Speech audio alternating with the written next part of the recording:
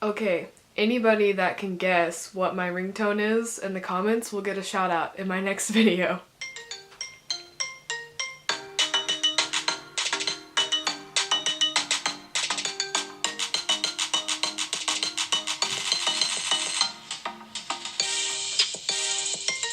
Alright, go ahead, drop your guesses in the comments and let's see who can get that right.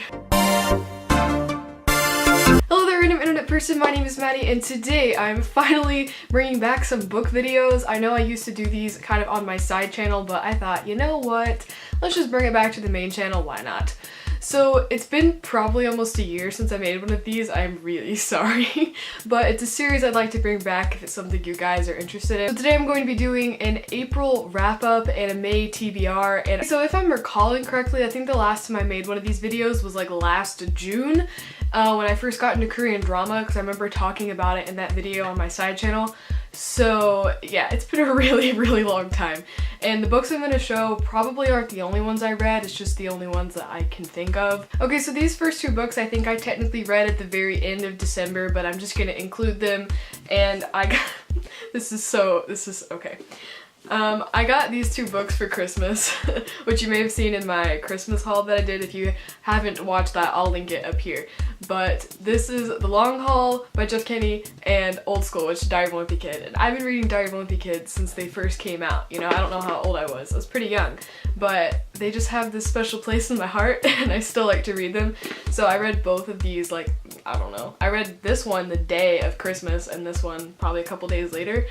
This is one of my favorite Diary of a Wimpy Kids that's actually ever come out. This one is okay. Okay, so then I think this was towards more like the end of 2016. I can't remember what month exactly, but somewhere in there, I don't know.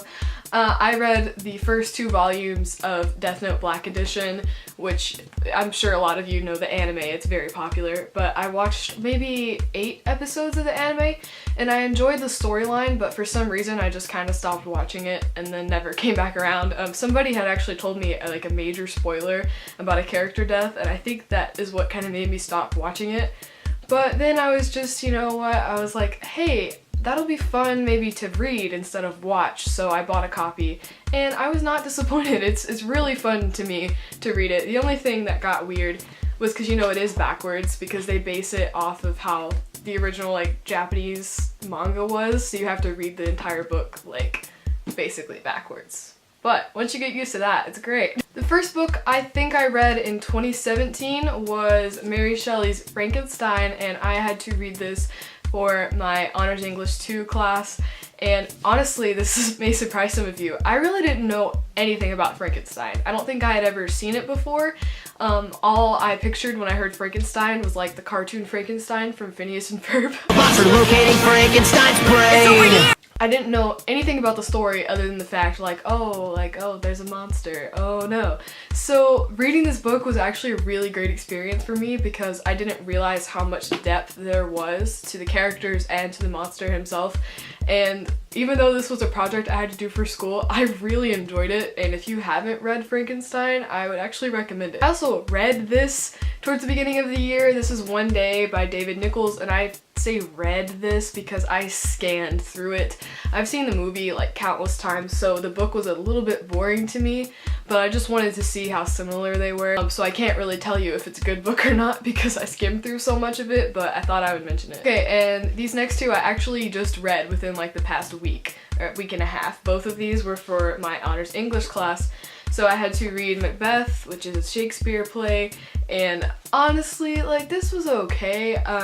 I liked Romeo and Juliet a whole lot more. This was still good, like, I'm glad I read it, but Romeo and Juliet to me was a bit more of an interesting story. And I also had to read Cry the Beloved Country by Alan Paton for my honors project of the semester. Honestly, like, the concept of the book I think is really good. It has a lot of like history ingrained in it, and it has a really important message in it. I struggled with actually reading it and enjoying reading it though because of the fact that the formatting is very strange. Anytime a character talks in this book, there's not quotation marks, there's just a dash and then like their dialogue, so it's really hard sometimes to keep up with who's speaking, and that made it not so enjoyable for me because I had to really focus on that. Overall though, like, I'm glad I read it and I did learn a lot after reading this book. So I think those are all the books I've read pretty much since the last time I made a video like this. Again, I've reread a couple of books. I reread The Fault in Our Stars and all the Twilight books over Thanksgiving. I could be leaving something out, but again, I don't read that much in my free time anymore, so it's kind of sad, but I tend to read a lot more over school break. Okay, so I have a couple of current reads right now, and then there's a couple books I want to read, which I know I probably won't get to all of these in May, but I'll be going on vacation to Hawaii in June, and I tend to read a lot there, like when we go to the beach and stuff, because I don't like to tan. I don't like to lay out. As you can tell, like, look how pale I am. So I like to read on the beach instead under like an umbrella or something. For my birthday, I actually turned 16 like a little bit over a week ago, if you didn't know. Happy birthday to me. My sister bought me the next Death Note, so this is volumes 3 and 4, and there's a piece of lint on the top. I don't know how far I am into it. Not very far. Right here. So I'm on page 127, and I still have all of this to go. And then I've also been reading, I've had this for like 2 months now, but my friend Laura let me borrow Dreamland by Sarah Dessen. Me and Laura have this relationship where we exchange books with each other. She's a really good friend of mine, and she always gives me the most depressing books for some reason.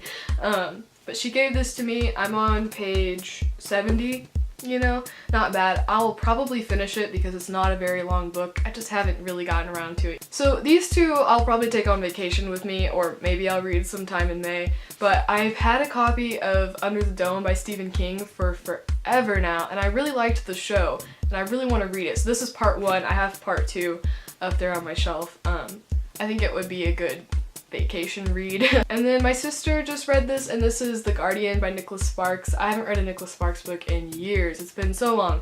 So I thought, you know what? Let's mix it up. She said it was really good, so I'm gonna check it out. That's pretty much all I have right now. Of course, some of these things may change, or I might add more books to this list, but hopefully you guys enjoyed. If you've read any of these books and you want to share your thoughts, you can do that in the comments, and if you have any recommendations for books you think I should read, let me know, because I'm kind of behind in the book scene. I don't really know what's popular right now, so if you have recommendations, I'd love to hear them. I just wanted to say also today I will be posting a Korean drama review for the show Scarlet Heart. I know not everybody's going to be interested in that. You don't have to watch it. That's why I'm doing this video on the same day, but I just wanted to say there are some videos like that I want to start doing, and hopefully you guys will be accepting of them. But I just want to say, if you don't want to watch my videos having to do with Korean stuff, it won't offend me, just don't watch them. I'll still be making other videos that aren't about those things, so don't freak out. That's all I want to say. Anyway, thank you so much for watching. I love you guys a long time, and I will see you on the flip-flop later.